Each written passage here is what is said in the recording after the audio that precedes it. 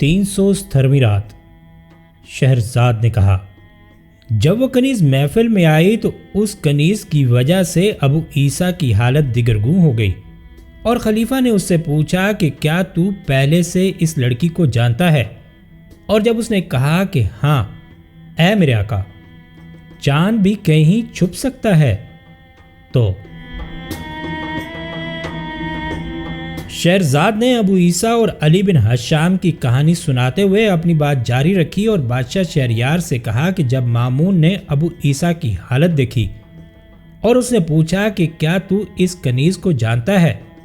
اور جب اس نے کہا کہ چاند بھی بھلا کہیں چھپ سکتا ہے، اب مامون نے اس کنیز سے پوچھا کہ تیرا نام کیا ہے؟ اس نے کہا کہ اے امیر المومنین،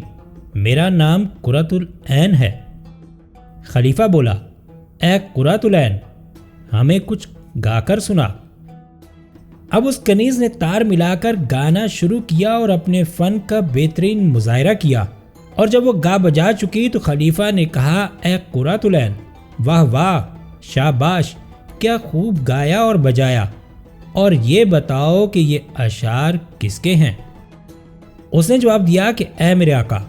اشعار تو واب الخزائی کے ہیں، اور یہ جو تو نے راگ سنا ہے وہ چھوٹے زرزور کا ہے۔ اے میرے آقا، ابو عیسیٰ نے کنیز کی طرف دیکھا تو اس کے آنسو رکنے کا نام ہی نہ لیتے تھے، یہاں تک کہ اس کا آنسوؤں سے دم گھٹنے لگا، اور جب مجلس کے تمام لوگوں کی اس کی طرف توجہ گئی تو وہ اس کی حالت دیکھ کر حیران و پریشان ہو گئے۔ کنیز ابو عیسیٰ کے دل کی بات سمجھ گئی، اور پھر اس نے مامون کی طرف مخاطب ہو کر عرض کیا کہ اے امیر المومنین، اگر اجازت ہو تو میں کچھ اور سناؤں؟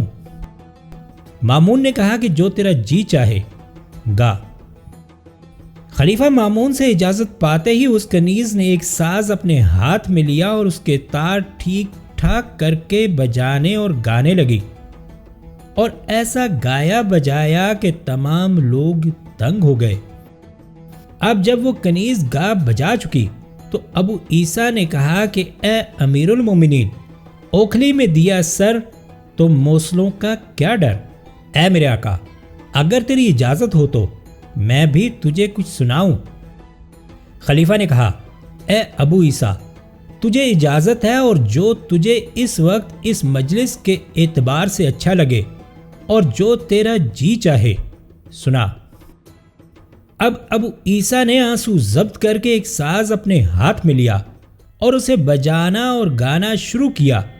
اور جب وہ گا بجا چکا تو اس کے بعد قرۃ العین نے عود لے کر ایسے راگ بجائے کہ لوگوں کو وجد آ گیا۔ جب قرۃ العین گا بجا چکی تو ابو عیسیٰ رونے اور ٹھنڈے سانس بھرنے لگا، اور اس کی حالت نہایت دگرگوں ہو رہی تھی، اور اسی طرح قرۃ العین بھی اپنے ہوش و حواس میں نہ تھی۔ ادھر علی بن حشام سارا واقعہ اپنی آنکھوں سے دیکھ رہا تھا، اور دیکھ رہا تھا کہ ان دونوں کی عشق نے کیا حالت کر دی ہے، اور جب اسے سارا ماجرا معلوم ہو گیا تو اس نے اٹھ کر ابو عیسیٰ کے قدم چومے اور کہنے لگا کہ اے میرے آقا، خدا نے تیری دعا قبول کر لی ہے، تیری مناجات سن لی ہے، اور تجھے اجازت دے دی ہے کہ تو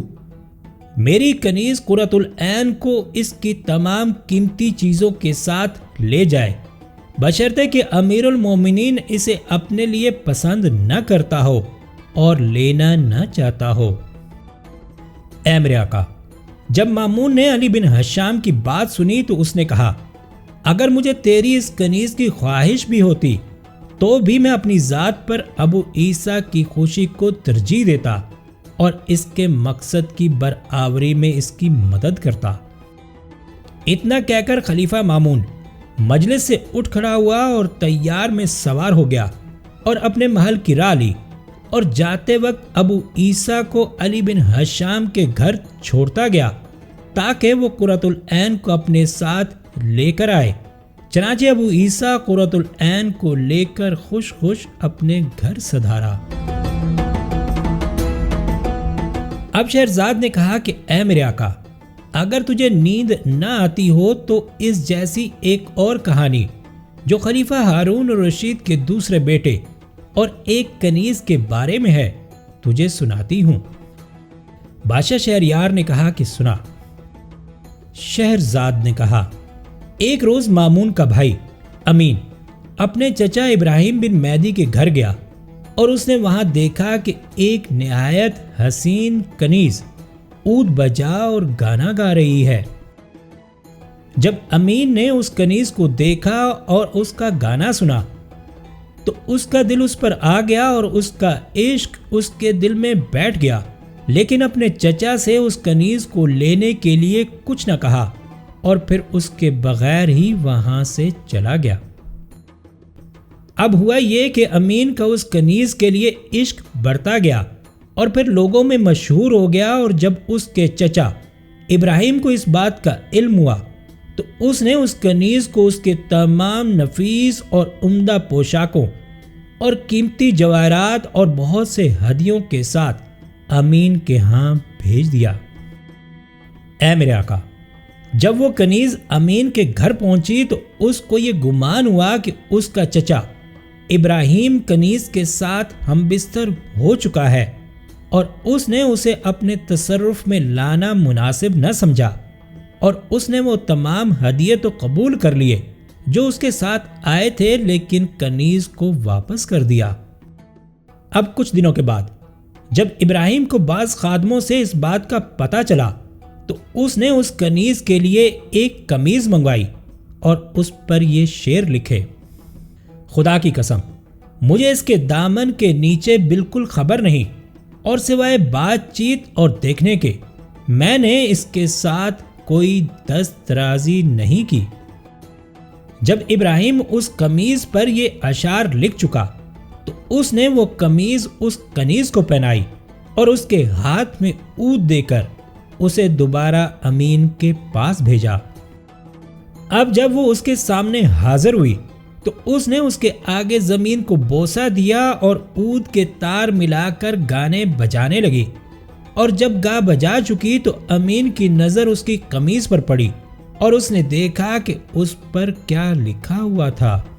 اور جب امین نے انہیں پڑھا تو وہ اپنے آپ کو ضبط نہ کر سکا، فوراً کنیز کے پاس پہنچا اور اس کے قریب جا کر اس کے بوسے لینے شروع کر دیے، اور پھر اس کے لیے ایک محل سرا مخصوص کر دی، اور اپنے چچا ابراہیم کا بہت شکر گزار ہوا۔ اب شہرزاد کو صبح ہوتی دکھائی دی اور اس نے یہ کہانی بند کر دی۔